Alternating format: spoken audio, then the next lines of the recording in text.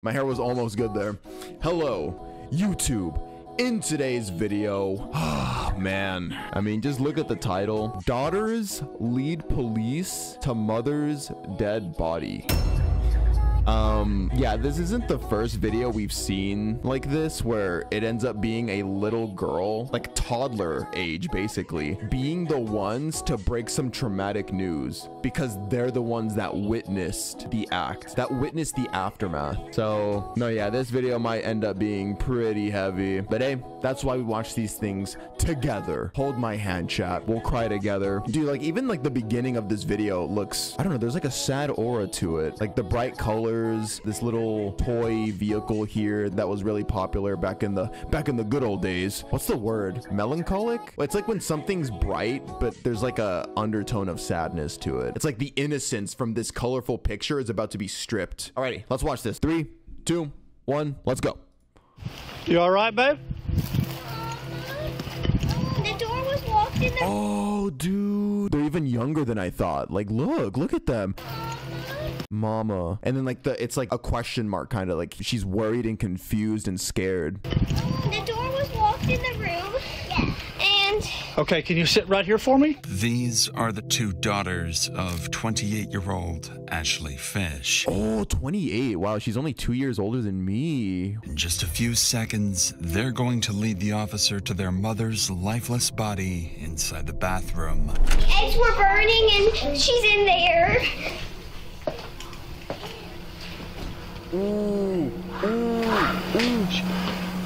And as the oldest daughter bravely guides her siblings to safety, police are still unsure whether those little girls saw this. Ooh, I missed this detail. Somebody in chat pointed it out. There's a gun. I didn't see that. Also, yeah, the children saw a mess. Let's just say that. A mess. And as the oldest daughter bravely guides her siblings to safety, police are still unsure whether this was self-inflicted or if there's a killer on the loose. But they'd eventually discover that Ashley's killer is closer to home than anybody expected. Ooh, okay, so it wasn't a self-exit. I thought it was a self-exit, but apparently there is a killer. Pulling investigators into one of the most tragic domestic dispute cases the state of Louisiana has ever seen. Is she alive? No, she's not. They're young? Yeah, he done a number on her, that's for sure. I wanted him to leave. Get out there. Leave the girls alone. I said, I'd just shoot you. I don't even know. Is that him? Oh, what if that was him? The guy with no hair. We've created a GoFundMe for these children, starting with a $10,000 donation of our own. If you'd like to help, more details are in the description. On a quiet April evening in the small city of DeRidder, Louisiana, police receive a terrifying 911 call. But what would shock the dispatcher is the eerie calmness of the caller. 911, where's your emergency? Hi, I need to report a crime. Hey, what's the address? 265 North Ridge Drive, in DeRidder, Louisiana. Stay on the line while I get DeRidder Police on with us. Thank you. At this moment, the caller hangs up, leaving officers worried he might be in immediate danger. Yeah, that was a little suspicious. That 911 call was so nonchalant. Officer Josh Stanford rushes to the reported address, unaware that he's only moments away from discovering a scene more disturbing than he could ever imagine.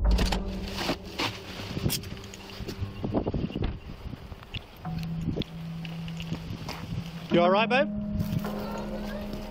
The door was locked in the room. Yeah. And... Okay, can you sit right here for me? Yes. Is anybody in there? No. My sisters are inside right there. Yeah. Okay. And we got my mommy. The eggs were burning and she's in there. Okay, y'all come in here. Come right here. The voices of children always just gets me weak, man. The eggs were burning and she's in there. And that must be the older sister, the oldest sister. Yeah, she's really brave. Okay, y'all come in here. Come right here. No, I don't want to go. Come here. Stay in here. 254 City. The woman has a single bullet wound to the right side of her head and appears to have been dead for some time. Yet the male caller is nowhere to be found. But then the officer remembers there are still 4 young girls nearby who have just lost their mother. Come here. Come help me. Oh, dude, for a second I thought he was screaming at the kids. I was about to get really pissed off. Like, hey, why are you screaming at them like that? Help me. Do you know these children? Yes, they're our neighbors. Okay. Yeah, like Maddie. You got parents here? Yes. Huh? Can you take them to a secure place for me? Was there anybody else here, baby? I don't think so. I don't know. In an unimaginable act of courage, the eldest daughter guides her younger siblings to safety, leading them to the neighbor's house. The neighbor bravely takes in the 4 traumatized children, who would later turn out to be instrumental to the investigation. Officers head back inside to try to locate the caller, completely unaware that he's the one who pulled the trigger. That's actually more common than you'd think. Yeah, where like the killer, they themselves placed the 911 call to maybe make it seem a little bit like they're not the ones who did it. Because, you know, like, why would the killer be the one that calls the cops? Like, is there one victim or 2? I'm at Northridge. City, do I have one victim or 2? No. So we need to clear the rest of the house. I was under the impression there was a male here too. Okay. City police! No. Hey, city police! Go right. Police department! Quick! See, when the Glass was on the phone with him, I was under the impression there was a male subject that had been shot. Look out in the backyard. Check the backyard. Check that out. What's that, a smell? The eggs were burning. Oh, they cook? Oh, okay. Where's she at? She's in that bathroom. Oh, hell. Everything else clear? Everything else is clear. Officers find no one else inside, leaving them still in the dark about who the caller really is. They'd further look into the victim's injuries and quickly realize there was almost no imminent struggle, leaving officers questioning whether the injuries may have been self-inflicted.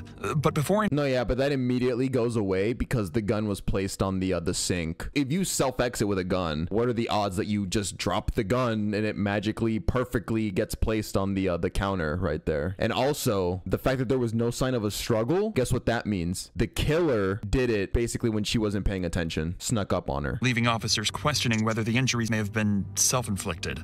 But before anything else, they still need to identify the victim. And this is when the officer would make a devastating discovery, one that would turn this into a far more personal case.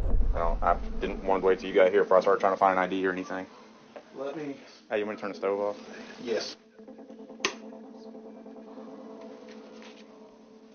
Ashley Fish. Nobody else. You said kids were in the house? Or they're across the street. Ashley Fish. I'm assuming young based off of what I'm seeing here. I just school with her. Oh, damn, that's one of the cops went to school with her. And you know, that's not crazy to say because, again, she's really young. She was only 28, bro. If this was recent, how recent? This was pretty recent, right? Yeah, December 30th, just now. Yeah, 2025. It's the new year right now. So I'm a 99 baby. I mean, yeah, she must have been born around 1997 then. So she's from East Bogart? Yeah. And moved away. She came to Josh Fish? No, I don't think so. She's your age, though, or? Yeah, we graduated together, so we're about the same.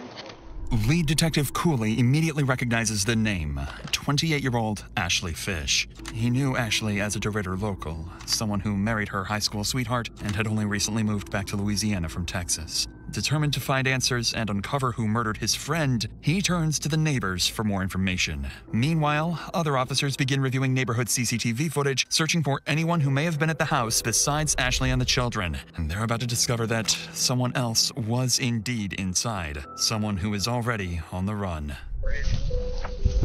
Damn, so this is personal for that one investigator that graduated with her.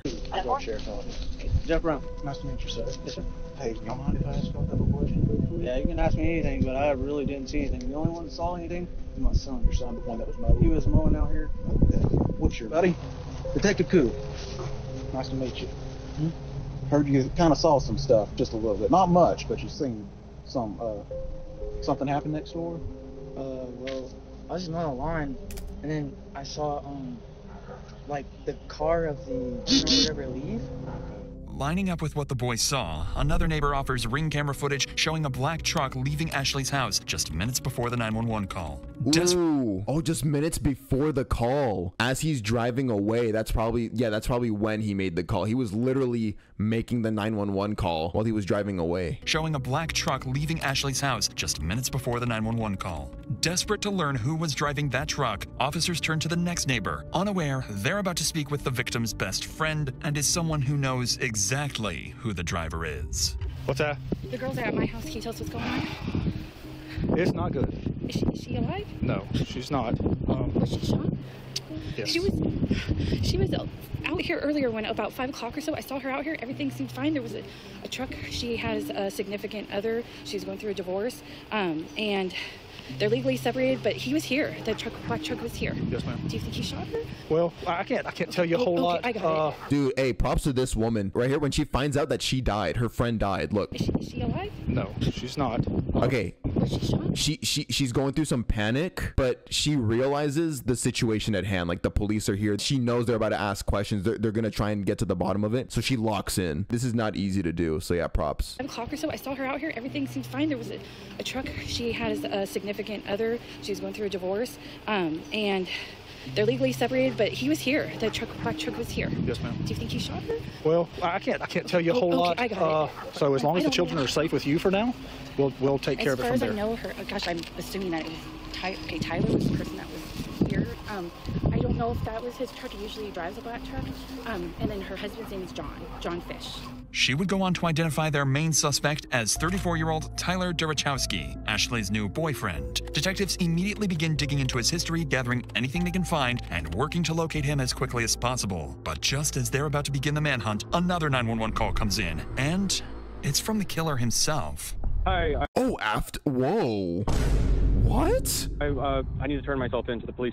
Okay. I don't know how to do this. Immediately turns himself in. Okay. I don't know how to do this. Are you wanted? Do you have an active warrant? No, I just committed a crime. Okay, what crime did you commit? I shot somebody. Okay, where are you located? I'm at Burke's Outlet in DeRidder. I'm in the parking lot, and I just am going to wait here to get picked up. Okay, who did you shoot? A woman. Okay, what is her name? Ashley Fish. Officers rushed to the address he gave, an empty parking lot. Still baffled as to why he confessed and why it took him so long to come forward. Knowing he likely killed a woman in front of her children, they braced themselves, fully expecting anything. Ooh, that's the truck. That's literally the truck they saw in the security footage. Oh, you know what I think happened? So he tried to get away. He made the initial 911 call to the house, right? As he's running away in the car. I think as like he's sitting here in his parking lot, he was probably alone sitting with his thoughts, and I think at this point he was just like, man, like, I'm not gonna get away. Like, he was probably gonna try and see if he could think of some kind of plan to leave, to escape. But I think he was probably sitting there like, yeah, I'm fucked, and I mean, bro, I just killed a mom in front of some children. Killed a woman in front of her children, they braced themselves, fully expecting anything to go wrong at any moment, or even an ambush. Suspect is gonna be in first parking lot.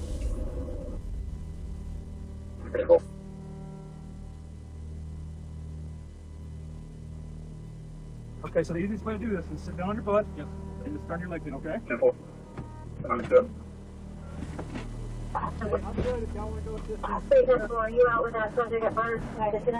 With the main suspect arrested, officers...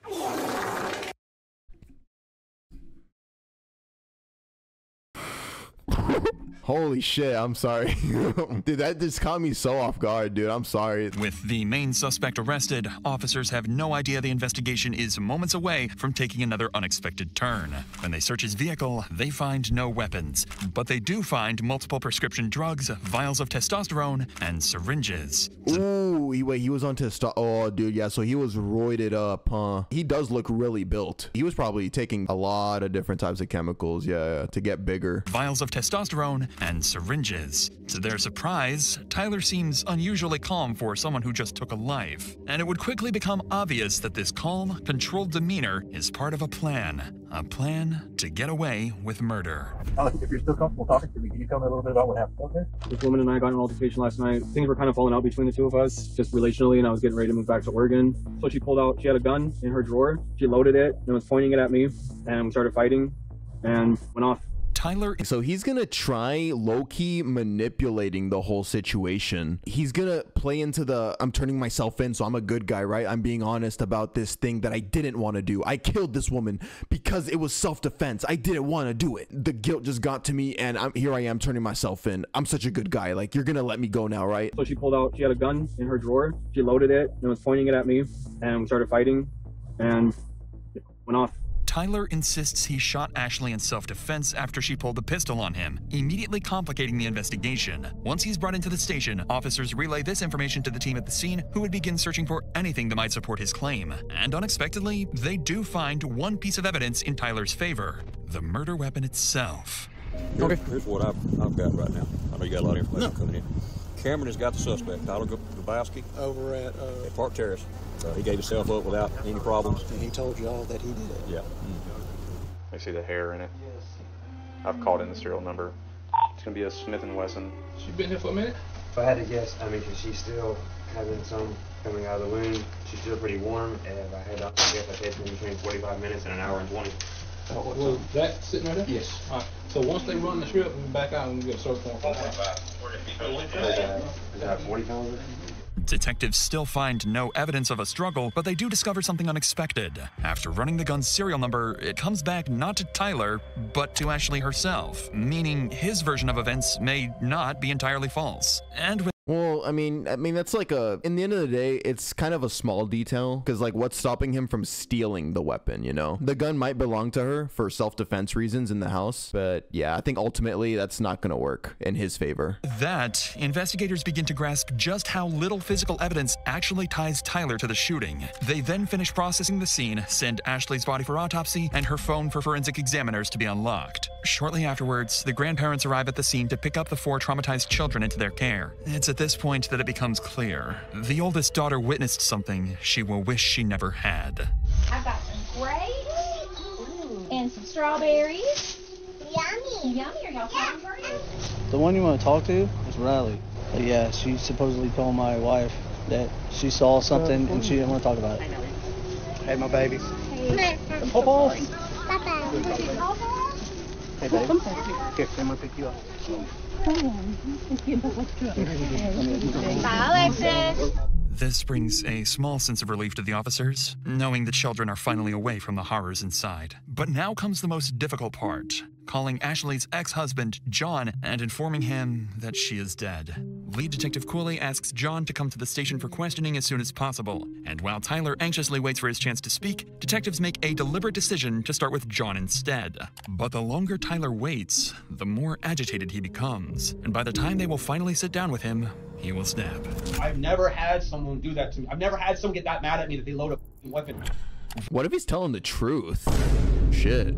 I don't know, actually. Okay, the interrogation's about to start. Yeah, let's see what happens. John arrives at the station. John explains that he and Ashley were together for over a decade. They had their first child young and went on to raise 4 beautiful daughters. For the detective, one question matters most. What does John think of Tyler? Is he capable of hurting Ashley, or was he simply in the wrong place at the wrong time? But before that, something else weighs heavily on John. He still has to explain to his daughters why they will never hear their mother's voice again. I just want to let them know that she's no longer with us. Mom's no longer with us, you know. She's an angel now. Yeah. The 6-year-old and the 4-year-old, they don't never really know. They're kind of like, oh, she's an angel. They're going to talk a little bit about it, and they're more concerned about how she's flying and everything, you know. Right. I don't know what she's seen or not, but that's what got me real bent out shape, you know. On that devastating note, the detective would shift the conversation to the final moments leading up to Ashley's death. Tragically, Ashley seemed to sense that Tyler might harm her, and just moments before she died, she would make her final cry for help. Ooh, I'm not trying to get in y'all's drama. So that's from the ex-husband, actually. Oh, my bad. So the person that we're interviewing right now, this guy, he's the ex-husband, right? And then roided out buff guy, he's the current boyfriend? Oh, okay, so that's the situation. For a second, I thought the roided out buff crazy dude was the ex-husband. With that context out of the way and clarified, I'm not trying to get in y'all's drama. So this is from the ex-husband. He won't leave, I know. This is from the wife, from the deceased mother. We have things to talk about, and no, he has not been staying the night here all damn year. You know what's also important? Guys that are roided up, that are taking testosterone, that are doing all that stuff, what's a common thing they all have usually? Roid rage, short temper, and they're really aggressive, you know? Just moments before she died, she would make her final cry for help. When I see that, he's calling what runs in my head, and it's great. We got some bull crap. We got some bull crap. They're in some kind of argument, and they're trying to drag me into this, and I don't want to be part of y'all's drama. I don't want to be part of y'all's drama. Nothing in the past has ever felt like there was anybody in danger. Talking to my kids, kids never tell me anything's going bad around the house, so I'm not really feeling too in it. And through all this time, you know, I text back, I'm not trying to get in y'all's drama. That's when she texts, he won't leave, I know. As soon as I got that, when I actually looked and seen that he's not leaving, I called. And she's like, hello. And the first thing I go, what's going on? He's mad because he's got to leave. I said, are my kids okay? Are my kids safe? She said, yes. Because I was a little concerned, but I wasn't like super, I'm just ready for them to leave, like, hung up. And then I texted her, said, talk to my kids, please, at 6:55. I just couldn't get a hold of her, and I was like, this is weird. This is just, you know, it's just odd. This is the moment. At 6:55 p.m., John lost all contact with Ashley, and with it, the hope of ever rebuilding a future with her. Shortly thereafter, Detective Cooley wraps up his interview with John, who has made one thing clear. Ashley was a loving mother, incapable of harming anyone, and she deserves justice. Still not ready to begin Tyler's interrogation, fully aware that physical evidence against him is alarmingly weak, the detective instead brings in Ashley's other relatives to give their statements, hoping to better understand Tyler's character and whether he truly is a cold-blooded murderer. And it doesn't take long for one thing to become clear. Every one of them deeply distrusted Tyler, to the point of even threatening his life, fearing he might one day snap and hurt Ashley. Oh, so that doesn't look good. Everybody did not trust this guy right here. You know, I did threaten him. You know, I wanted him to leave. Get out there, leave the girls alone. You know, I said I'd just shoot you, you know, but I didn't, you know. And I went home, and my wife and my daughter, you know, they talked some sense into, you know, but I mean, thoughts crossed my mind hundreds of times now, you know. Ooh, so this guy threatened him at one point. He threatened Tyler. He knew he was crazy. He was like, hey, stay away from the kids. I'm gonna shoot your ass. They all knew something was up with that guy. I carried that out. I know it's bad, but they'd had the moment. He's there, and he comes out, and I think he shook my hand, and I'm like, you know, hey, Tyler, nice to meet you, and whatnot. And he just goes straight in the door and picks up Ashley's guitar and goes and hikes his leg up on the damn trampoline and starts looking at the moon and playing guitar. And I'm like, Ashley, what in the f*** is he doing? Can we just go inside? I don't want to hear this prick playing or something. You know, just something. He stops, and he come over there to pull us apart, and I just rear back and punch him in the side of the head. And I had told her he needs to go. Jeez, they all hated this man. And by the way, yeah, this is the family of Ashley, by the way. And I had told her he needs to go. You know, you need to get this done and get it done. Get him on the road. You know, the last couple of weeks, she told me she had made her decision. He did have to go, and this time it was for good. She said, I will be alone. And then this other guy, I mean, and I talked with my wife about it. I said, I don't understand why somebody that supposedly has got their living already set, you know, they ain't even got to work for a living, to start seeing somebody that has 4 kids. He has no kids. I said, the only thing I can think of is maybe he's a damn I said, that sounds suspicious to me, you know? Yes. It quickly becomes clear to the detective that Ashley's relatives all wish she had stayed with John instead of Tyler, a walking red flag fully capable of snapping at any moment. But everything else investigators have is still circumstantial. Still, there's hope. Police did find some concerning items in his car, multiple anabolic drugs known to affect mood, judgment, and irritability. However, even with these findings, detectives are grasping at straws. Yet, with time slipping away, Detective Cooley knows he can't wait any longer. It's time to come face to face with their killer, who, by this point, has been waiting for hours, growing increasingly impatient to speak. With the right lawyer, he has a real chance to walk free. Without one, a single wrong word could now cost him his freedom for life. And for Detective Damn, that's crazy. So with a good lawyer, he could have gone out with this, but I'm gonna assume his roid rage, the fact that he's on all of these drugs that increase your irritability, that's what's gonna be the thing to do him in. Wrong word could now cost him his freedom for life. And for Detective Cooley, this isn't just another case. Ashley was his friend, someone he had known for years. Now he has to sit across from the man who has already confessed to killing her. Okay, if I record, it's just help me keep everything in track. So my biggest thing is I want to know who you are, because that's very important. We need to know who Ashley is. That's very important. It's not just the events of what happened tonight. It's the whole totality of the history with you guys, because that's going to help best explain everything that led up to where we're at. I'm gonna tell you that you remember the saying, "The truth will set you free." The truth will set you free in here. It's up to you. I can't make you. I would love to know. We would all love to know, just for the sake of you, and for the sake of Ashley, obviously. I mean, I feel like giving a statement just because I'm here. I don't know how long we wait for a lawyer to get here or whatever, but I just wanted to talk about what happened, you know, tonight. So I don't know if that's, you know. I think it's important, because right now we've got, obviously, I think I need to tell what happened. I left about 6 p.m., a little around 6 p.m. I'm not even quite sure when it was when I called the actual police department. I called 911. What I had left it as, there were 4 children in the house and a woman From the outset, detectives suspect Tyler has a plan, and that turning himself in may have been his first step in trying to appear more innocent. And as the interrogation unfolds, that plan becomes crystal clear. Everything that happened that night was, according to him, Ashley's fault. The woman and I had an altercation with a loaded weapon, and she had a bullet in her head. Never initiated like violent contact on her like that. I'm not the one that pulled the gun. Like, I don't have the gun. I don't want the gun. I don't want it in dispute with a gun. No intention to shoot Ashley? No.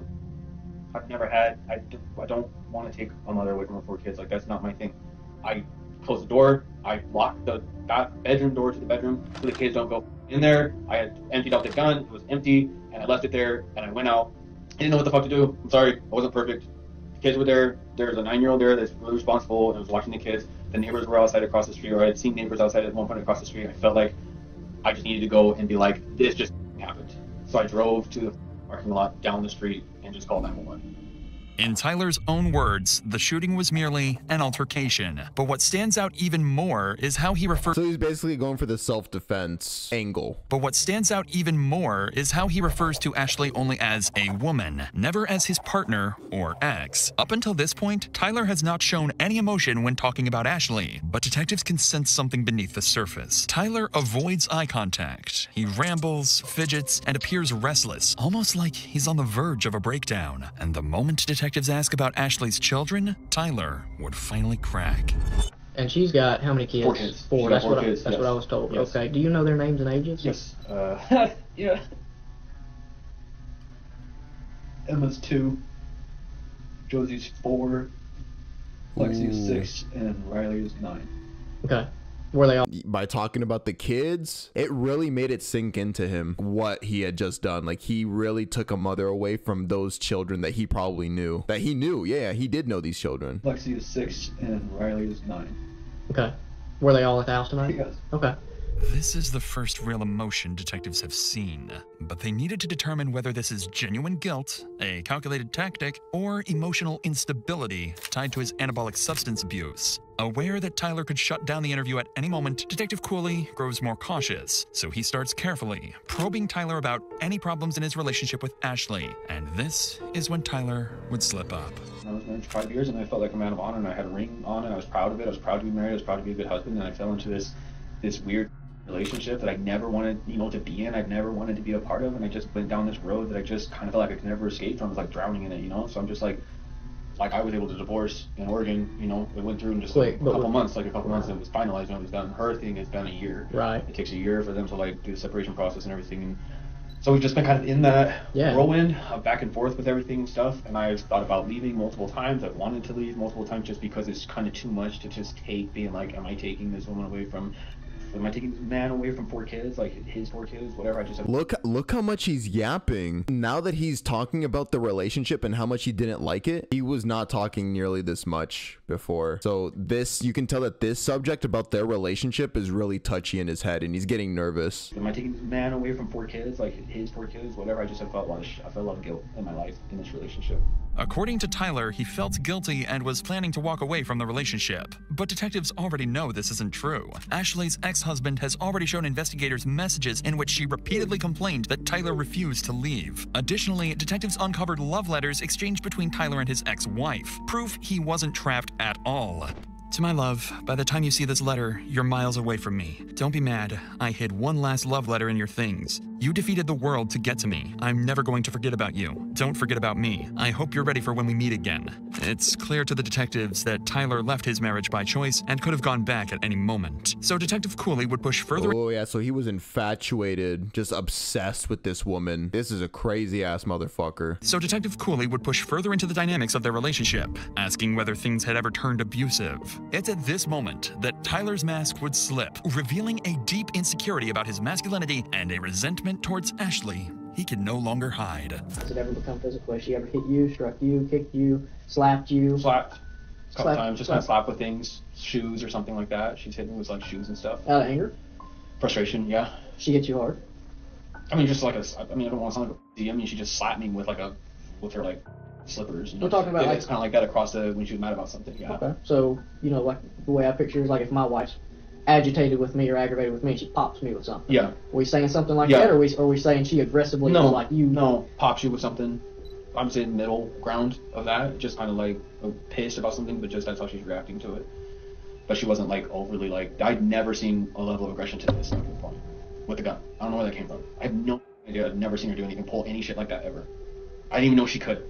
But now, Tyler would inadvertently reveal something far more disturbing about himself. As part of their custody agreement, Ashley wasn't allowed to have anyone stay overnight, including Tyler, a rule he knew very well. And as soon as their relationship began to fall apart, Tyler's first instinct was to expose that violation to her ex-husband, knowing full well it would cost Ashley custody of her children. And so our relationship was really falling out here.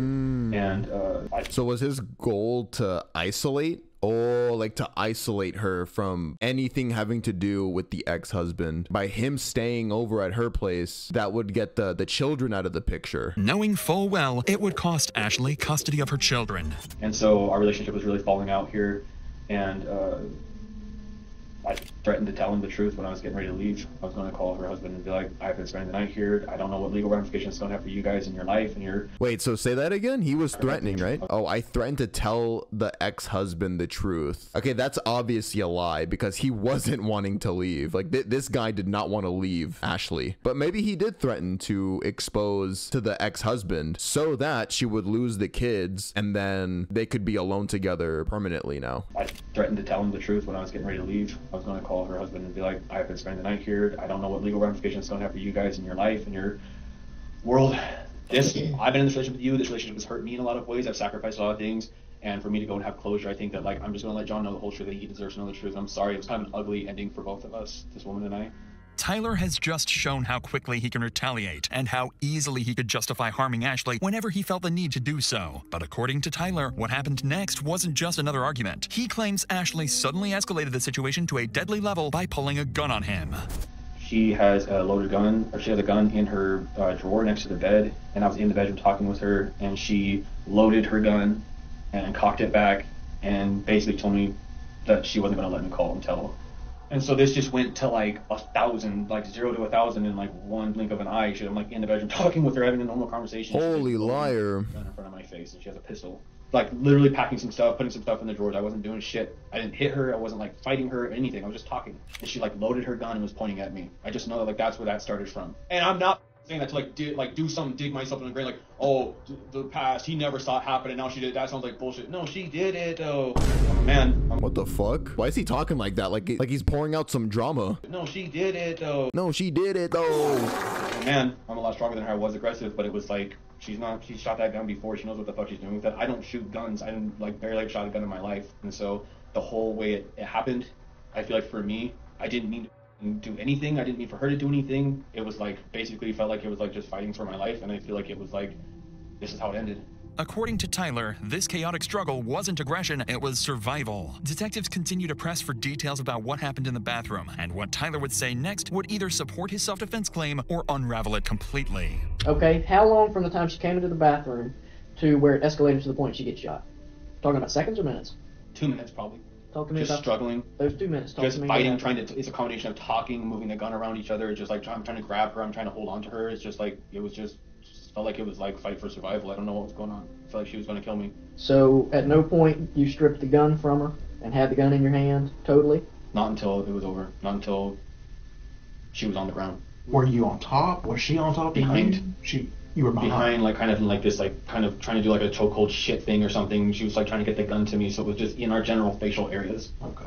After the shot, I don't even. I stood there and I couldn't believe what the fuck happened. And the first thing I thought of was, I have to call somebody. I have to get someone here. I have to stand up for what I've done. Tyler is becoming increasingly more agitated, forcing detectives to call a short break, concerned that pushing any further would cause him to shut down completely. But the moment they step outside the interrogation room, everything changes. New evidence comes in, and it directly contradicts Tyler's story. Tyler claims Ashley had the gun in her hand, and they were fighting over the weapon. But when Ashley's body was discovered, her phone was still in her right hand, her dominant hand, meaning she hadn't been holding a weapon in the moments before she was shot. Then came the most damning detail. Ashley's hair was found inside the barrel of the gun. Combined with skull fracture patterns, it proved the weapon had been... Oh, shit! So maybe she wasn't unsuspecting. So they found hair in the gun belonging to Ashley. That must mean that, what's his name again? Yeah, Tyler. Probably had her like this, the arm around the neck, and then had the gun right to her head. Oh, and that's where the bullet wound was, on the right side of the head. The weapon had been firmly pressed against her skin when fired. This wasn't self-defense. This was a cold-blooded execution. This was exactly what detectives needed. Armed with this evidence, Detective Cooley re-enters the room, and this time, he's ready to confront Tyler about his story. But to the detective's surprise, his controlled demeanor has disappeared, and Tyler is about to lash out. So they're about to confront this fucking ape right here. They're about to confront him with the truth. Well, do you feel like it probably just got out of hand? Yes, I think our whole relationship was out of hand, and I think that I've never had someone do that to me. I've never had someone get that mad at me that they load a weapon in their house. The kids were asleep. It was 2 nights ago, and she cocks it back, and she's standing there like cocky looking at Hey, okay. I said ape. I'm saying that because like he's all strong and shit, like roided out. Let's not conflate that with race, okay? You know, my bad. I didn't mean to. Hey. Oh my god, he already clipped it. Oh my god, he clipped it and literally titled the clip Shushi calls a black guy an ape. I don't even think he's black. I didn't even think he looked black. He looks like a mixed individual. Bro, he could be fucking Cubano, Puerto Rican. Let's focus. Lock in. In their house. The kids were asleep. It was 2 nights ago, and she cocks it back, and she's standing there like all cocky looking at me like she knows what she's gonna do with it. I mean, why not? If this lady's got a gun, why not just get the hell out of there? Because she had never done anything like this before. The other night, 2 nights ago, I don't even know why I let that go. I should have left the house.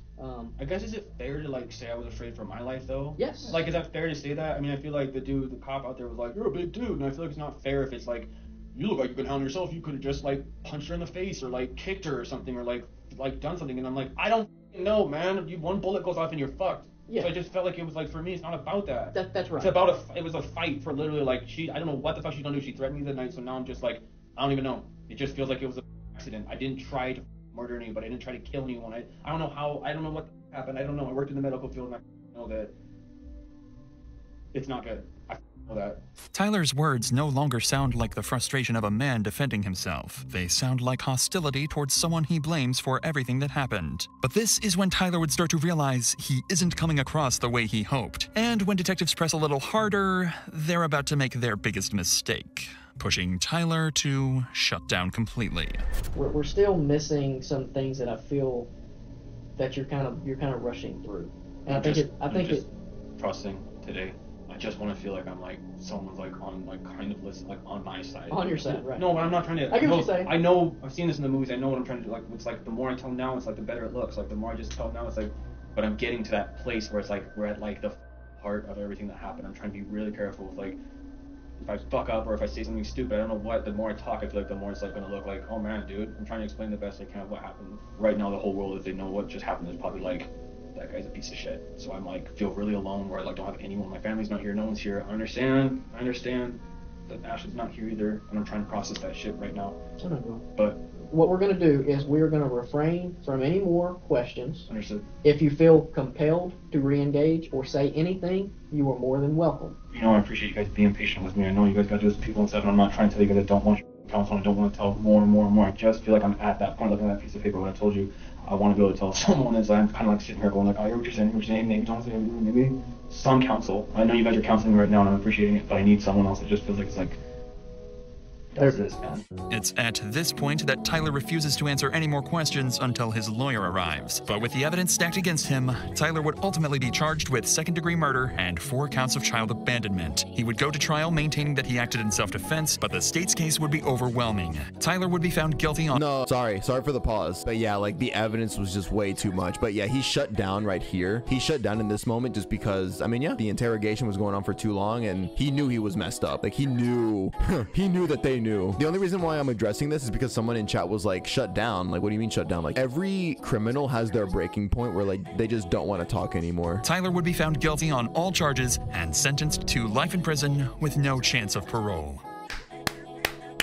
Justice was served. That's really good. Thank you for watching and supporting our team. Yeah, it was just too overwhelming, dude. All of the evidence, like the hair on the literal gun, and then yeah, the bullet wound was on the right side of the head. I mean, yeah, he had her very clearly in a chokehold and then did what he did and left 4 children without a mother. Just to close out this video, I'm gonna repeat what I always say in cases like this. Even though justice was served, he's gonna be behind bars for the rest of his life. He successfully got life in prison. It's not gonna undo Ashley losing her life and the 3 or 4 little girls that are gonna go on to live the rest of their lives with no mother. Oh my god, dude, that's actually the biggest thing. The trauma. I know for a fact the oldest sister saw. I don't know how much of the other little girls saw their mother's corpse. The trauma, at the very least, the oldest daughter is gonna have for the rest of her life is, I mean, yeah, there's just no undoing that. So I'm glad justice was served, but yeah, just praying for that little girl, bro, and for all of the little kids. Thank you so much for watching, YouTube. I really do appreciate you guys watching this with me, and I know, yeah, I will see you guys in the next video. Peace out.